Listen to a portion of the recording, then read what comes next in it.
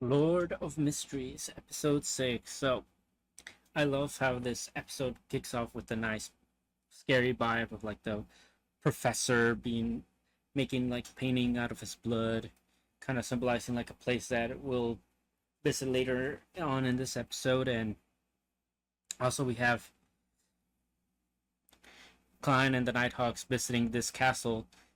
Uh, as one of their clients, Elizabeth was like having nightmares about it recently, and so decided to check it out, see what it was about, and it was like really creepy, really daunting. Like there was like basically a rundown castle. Like nobody has maintained it for like decades or even epochs, whatever uh, eras.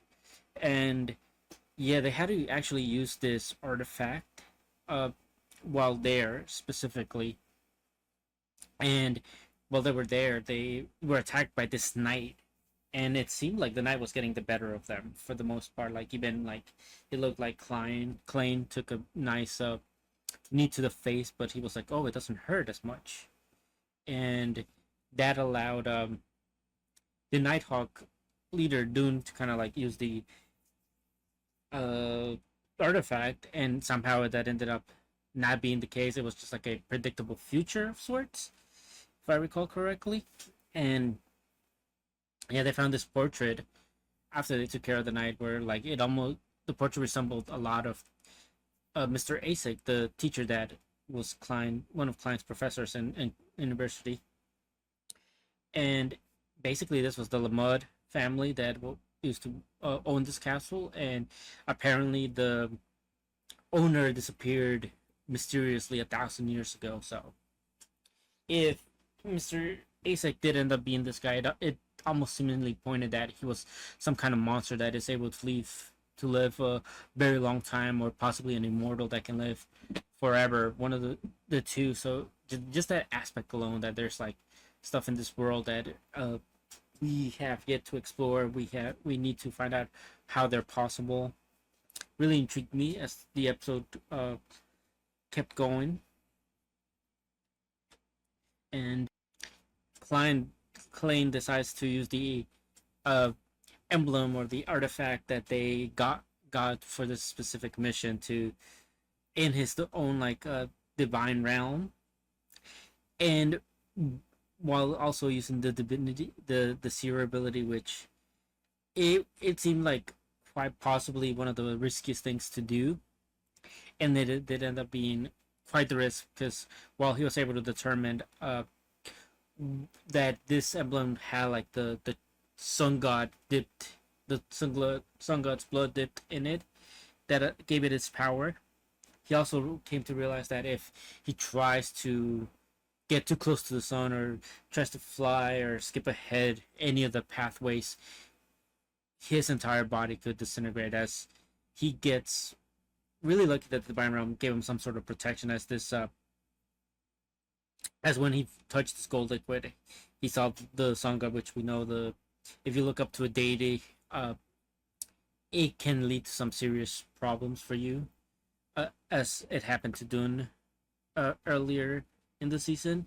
But no, yeah, he ended up getting, or like realized there's the potion for like the fourth pathway of the sun or something like that, which was very interesting. We may end up coming back to it later as he progresses in the pathways, and maybe he'll take that one up as like once he gets there. And yeah, it was very valuable stuff, and we do get a bit about the epoch, or like the timeline of certain things in this episode, like the first epoch, Age of Chaos, was when the creator awakened, and it created the first light and all things from his body. The second epoch is the Dark Epoch, which was the Evernight goddess awakens during this era. The third epoch, the Cataclysm epoch, is when humans survived the Great Cataclysm and the blessing of protection of the gods reigned upon them. Fourth epoch of the gods is when all the wars started happening and dynasties started changing. Then we get the fifth epoch, the Age of the Seven Gods, which It's essentially like all the now deities that now control most of the pathways are probably the here, which is just so interesting that now we really get like a nice historical lesson of this episode, or like in between the commercials of this episode. And it reminded me a lot of how Attack on Titan does things. Like they have certain information that if you pause, you jot down, you can kind of know when certain things are being talked about. But Klein decides to go back to Mr. Azik to kind of confirm a few things, and Mr. Azik kind of has information on the Hornicus, which was something that Klein keeps hearing over and over. So obviously that place has some sort of value, and it is connected to Mr. Azik as he, or like at least Klein is connected to Mr. Azik in some way as he drew the place that uh, Klein went to visit with the Nighthawks. And as Klein notices the painting, Mr. Azik kind of comes in and is like, "Well, recently I've been having dreams, and when I wake from these dreams, I find paintings all over the place." So it's very interesting that he has dreams, and then he awakens by them, because like these obviously mean that he is remembering something subconsciously. So to get to the bottom of this, they kind of like have to, him and Klein kind of have to team up together, and they want to go revisit the castle.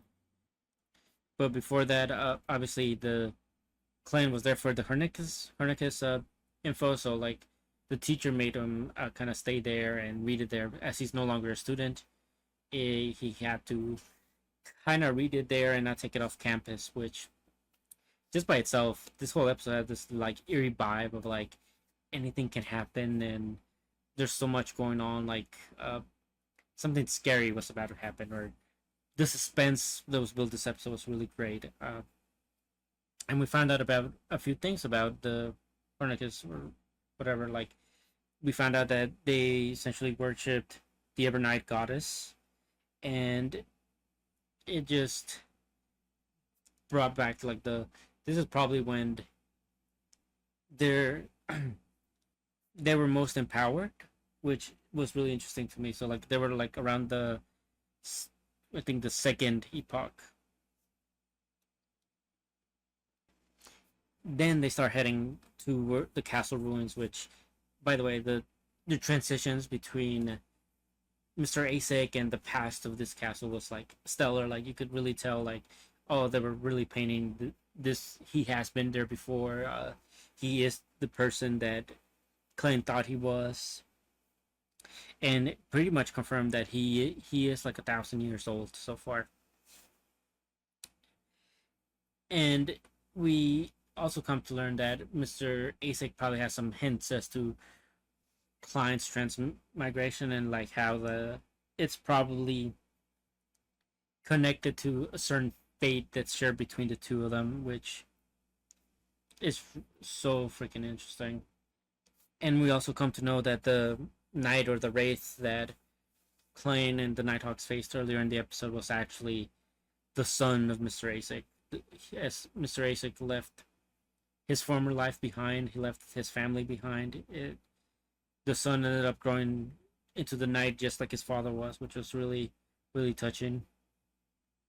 And then we get, as we find they make their way to the resting place of the son, we get Mr. Asik's entire like backstory of how he was the Lamut family head, and he was betrayed and then brought back to life during the war era, and he was able to manifest this dead army, and it really just kind of shifted everything in the favor of the now current one of the current kings around that time. And he he took a step back and kind of really reassessed his life, as he was noticing that his wife was getting sicker and the son was getting older, and he remained the same and unchanging. I think that's when you could really see that Mr. Asik was kind of like lamenting his own immortality or his own inability to die, and he kind of before like being broken apart by the fact that he was gonna outlive this family. He kind of left them behind, and he left all the all of it behind, like his armor, his sword that eventually his son like grew up into and ended up using later on.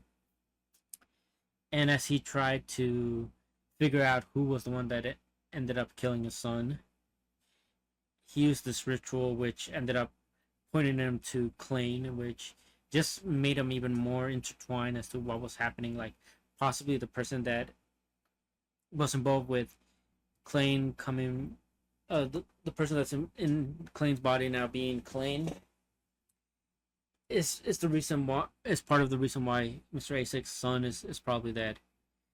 And I love that every time there's like something happening where like a beyond their abilities at play, or like there's a battle at play, there's like feathers just falling down, kind of indicating that probably a secret order or like some secret organizations behind it all. And we then learn about what happens to Mr. Azik every so often. Like he'll be awake for some decades and then go to sleep for a few, but at the same time he every time he awakens he doesn't remember any of his past lives, but he does still like get inklings of it, like, or feelings that he has dreams that he's seen before, which could just be his past lives coming back to him. But since they come as dreams, it seems kind of too good to be true. So instead of just like thinking about whether they're real or accepting the fact that these dreams were his past life, he just kind of decided, okay, well, I'm just gonna live alone, so that way I don't have to suffer like what happened in my dreams again. And Klein kind of empathizes with Mr. Azik, as you know, he has almost similar thing where he now inhabits Klein, but at one point he he's not gonna inhabit Klein, and he gets to live this life with the people that Klein actually really loves being around. He wonders how long he'll be able to keep that up before he no longer can, and decides to spend as much time as possible just enjoying his current life, which is so great. And I just gotta say, like, the backstory from Mr. Azik made me really care about the character, and it was so beautifully done, so beautifully animated. Almost like didn't really have a lot of dialogue, just was just like the passing of time and him just getting to see his life from the past was beautiful. And I wish more episodes were like this. I think this was like the best episode of Lord of Mysteries thus far. A lot of character work, a lot of great moments, made me care about somebody else other than Klein. And yeah, I think this is a 10 out of 10 for me.